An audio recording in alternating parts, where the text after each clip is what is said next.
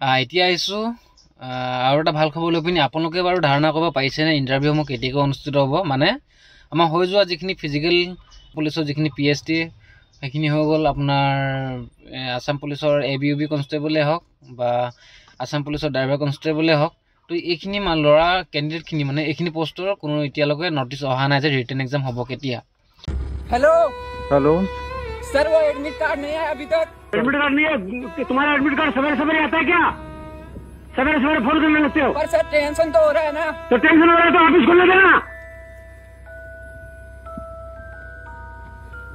अच्छा ठीक है सर। তো গতিকেলৈ আমি এটা ধাৰণা কৰিব পাৰোঁ যে আজি যিহেতু মেগা জুমৰ অন্তিম দিন, অৰ্থাৎ আজি ৱৰ্ল্ড ৰেকৰ্ড কৰিব আৰু আমাৰ দেশৰ মাননীয় প্ৰধানমন্ত্ৰী আহি পিনি আমাৰ অসমৰ গুৱাহাটীৰ যি খানাপাৰা ষ্টেডিয়াম আছে, পশু চিকিৎসা ষ্টেডিয়াম খেলপথাৰ, তাত নমস্কাৰ, মোৰ ভিডিঅ'টিৰ মাজলৈ স্বাগতম জনাইছোঁ। আৰু এটা বহুতে গুৰুত্বপূৰ্ণ বিষয় লৈ পিনি আজি ভিডিঅ'টি প্ৰস্তুত কৰিছোঁ। যিখিনি ল'ৰাই নটিচটো ভালকৈ নপঢ়াকৈ বা নোচোৱাকৈ আপোনালোকে ড্ৰাইভাৰ কনষ্টেবলত এপ্লাই কৰি পিনি বৰ্তমান সময়ত হেঁপাহে বাট চাই আছে যে আমুকটো পোষ্টৰ কাৰণে মই যোগ্য হ'ম বা মোৰ নামটো মেৰিট লিষ্টত আহিব বুলি।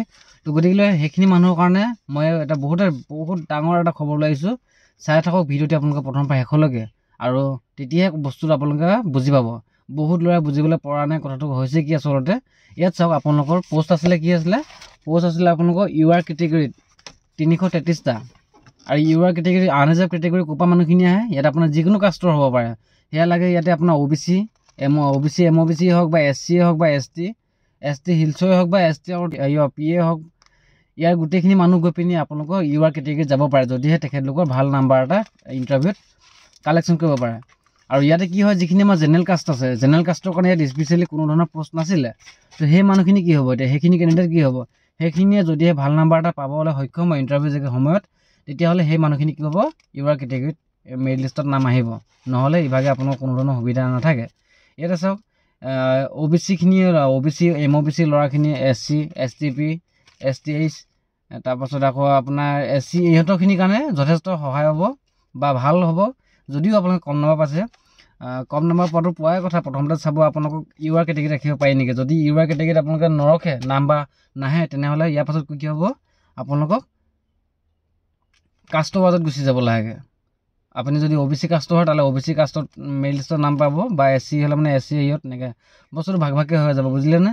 যিখিনি ল'ৰাই কমকৈ নাম্বাৰ পাইছিলে, জেনেৰেল কাষ্টৰ ল'ৰা, আচলতে জেনেৰেল কাষ্টৰ ল'ৰাই বহুতে ৰানিং ভাল কৰিছিলে, নাম্বাৰ পাইছিলে, কিন্তু ইয়াত ভাল নাম্বাৰ পাবলৈ সক্ষম হোৱা নাছিলে।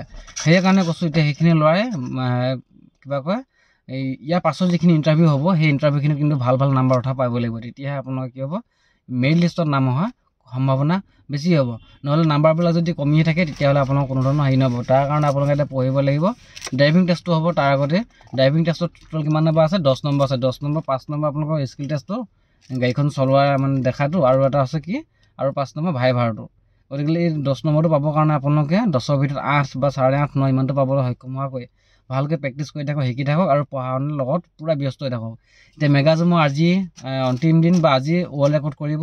আজিৰ পৰা পাছত, এইটো প্ৰগ্ৰেম শেষ হোৱাৰ পাছতে, হয়তো খুব 2 দিনৰ পাছতে আৰু নতুনকৈ নটিফিকেশ্যন আহি যাব, আৰু ইয়াৰ পাছত ইণ্টাৰভিউখিনি ধাৰাসাৰ হৈ যাব। আৰু পোনপ্ৰথমে কিন্তু ড্ৰাইভাৰ কনষ্টেবলৰ ইণ্টাৰভিউটো অনুষ্ঠিত হ'ব, তাৰ পাছতে বাকীবিলাক অনুষ্ঠিত হ'ব। মানে ড্ৰাইভাৰ কনষ্টেবল ড্ৰাইভিং টেষ্টটো হোৱাৰ পাছতে বাকীবিলাক মানুহৰ, বা আছাম পুলিচৰ যিখিনি ABUB কনষ্টেবল ৰানিং হৈ গ'ল, সেইখিনি মানুহৰ ৰিটেন এক্সামটো অনুষ্ঠিত হ'ব। তাৰ পাছতে মোৰ ভাগৰ ভিউৱাৰ্ছ দুজনমানে মোক কমেণ্ট কৰি সুধি আছিলে যে দাদা, মই ধুবুৰী ডিষ্ট্ৰিক্টৰ হয়, কিন্তু মোৰ ভাগৰ যিখন ড্ৰাইভিং লাইচেঞ্চখন উলিয়াইছোঁ সেইখন অন্য এখন ডিষ্ট্ৰিক্টৰ হয়, গতিকে মোৰ কিবা অসুবিধা হ'ব নেকি, এনেকৈ বুলি মোক কমেণ্ট কৰি সুধিছে। গতিকে সেই ল'ৰাজনক মই ক'ব বিচাৰিছোঁ, আপোনাৰ বা তোমাৰ কোনো ধৰণৰ অসুবিধা নহয় ইয়াতে। যিহেতু তুমি অসমৰে, বা লাইচেঞ্চখন তুমি অন্য এখন ডিষ্ট্ৰিক্টত বনাইছা যিহেতু, আৰু অনলাইন গোটেই বস্তু ডকুমেণ্টখিনি দেখা পোৱা যায়, সেয়েহে তোমাক একচেপ্ট কৰিব। ইয়াৰ কোনো ৰিজেক্ট কৰা কথাই নাহে। আৰু যিখিনি ল'ৰা, আৰু কিছুমান ল'ৰা প্ৰব্লেম আছিলে কি, যে ড্ৰাইভিং লাইচেঞ্চখনত ডেট অফ বাৰ্থ ভুল আছে বা কিছুমান স্পেলিং ভুল আছে বুলি কৈছিলে। তো তেনে ক্ষেত্ৰত মই কৈছিলোঁ কি, যে আপোনালোকৰ যিখিনি ড্ৰাইভিং লাইচেঞ্চৰ স্পেলিং ভুল হৈছিলে, কিবা হৈছিলে, সেই স্পেলিং ভুল হোৱাখিনি নিজৰ ডকুমেণ্টৰ লগত বাকীখিনি যিখিনি ডকুমেণ্ট থাকে, Aadhaar card, pan card, voter card, school leaving certificate ইত্যাদি এইখিনি বস্তুৰ লগত A to Z মিলাকৈ আপোনালোকে কাৰেকশ্যন কৰি ল'ব পাৰিব। ড্ৰাইভিং লাইচেঞ্চখন আপোনালোকে এটা কোৰ্টত এফিডেভিট বনাই লৈ পিনি আৰু নতুনকৈ আকৌ মানে বেকলগ কৰি বা দ্বিতীয় অফিচৰ লগত যোগাযোগ কৰি পিনি বস্তুটো ঠিক কৰি ল'ব পাৰিলেহেঁতেন।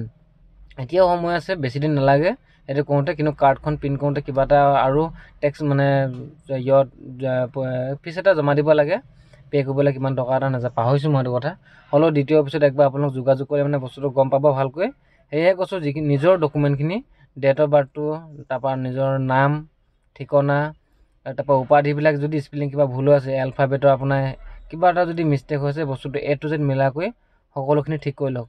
পাছত যাতে মানে এনেকুৱা নহয় ইণ্টাৰভিউ জেগাত গৈ পিনি বোলে মোক এলফাবেটটো বা উপাধিটো মোৰ ভাগৰ এ ঠাইত O আছিলে আৰু এইকাৰণে মোক ৰিজেক্ট কৰি দিছে, তন্নতন্নকৈ হিচাপ কৰি চাব বস্তুটো ফেক নেকি, মিছা নেকি।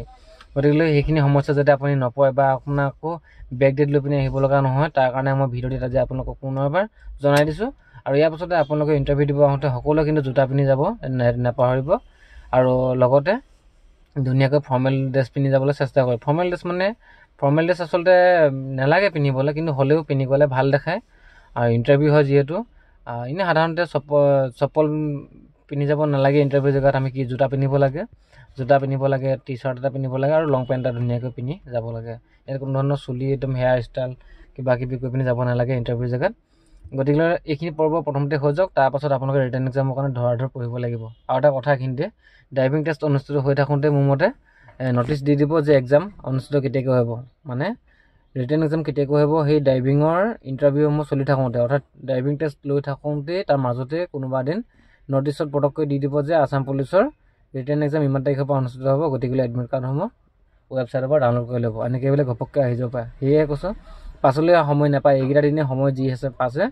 আৰু এতিয়া আপোনালোকে একদম পূৰা সাজু হ'বলৈ হৈ গ'ল। আৰু চাব, আৰু এমাহ 2 মাহৰ ভিতৰতে সকলোবিলাক শেষ হৈ যাব, নহ'লে আকৌ আগৰ নিচিনাকৈ একেটা হ'ব কাহিনীটো। ৰাতিপুৱা উঠি পিনি দৌৰিব যাব লাগিব, গধূলি দৌৰিব লাগিব, ডাঙৰ বহুত চিন্তা মূৰত সোমাই থাকিব। কিমান সপোন দেখিছিলে, সপোনখিনি তেনেকৈয়ে থাকি যাব, হয়নে? আৰু কষ্টখিনি আকৌ এবাৰ কৰিব লাগিব, সময়বিলাক তেনেকৈ গুচি যাব। আৰু যিখিনি ল'ৰা একেবাৰে বয়সৰ এবাৰ লাষ্ট সময়সীমা আছিলে, সেইখিনি ল'ৰা একেবাৰে জীৱনৰ বাবে আৰু ইণ্টাৰভিউ দিব নামাৰিব। সেয়ে কৈছোঁ, কথাখিনি পাতলকৈ নলৈ পিনি অলপমান গধুৰকৈ লৈ পিনি অলপমান পঢ়া শুনাৰ ক্ষেত্ৰত লাগি যাওক দেই। আৰু বিশেষকৈ একো ক'বলগীয়া নাই বেলেগ আজি ভিডিঅ'টিত, তো এইখিনি জনালোঁ। আৰু বিশেষ যদি সুধিবলগীয়া কিবা আছে আপোনালোকে মোক কমেণ্ট কৰিব কমেণ্ট বক্সত, তাৰ কাৰণে মই কমেণ্ট বক্সটো খুলি ৰাখিছোঁ। আৰু চেনেলত যদি প্ৰথমবাৰ ভিজিট কৰিছে, মোৰ চেনেলটো ছাবস্ক্ৰাইব কৰি ৰাখিব, লগতে বন্ধু বান্ধৱীক অলপমান শ্বেয়াৰ কৰি দিব। আৰু যদি ভিডিঅ'টি চাই ভাল পাইছে, লাইক এটা কৰিব। তো ভিডিঅ'টি মই ইমানতে সামৰণি মাৰিছোঁ, ধন্যবাদ।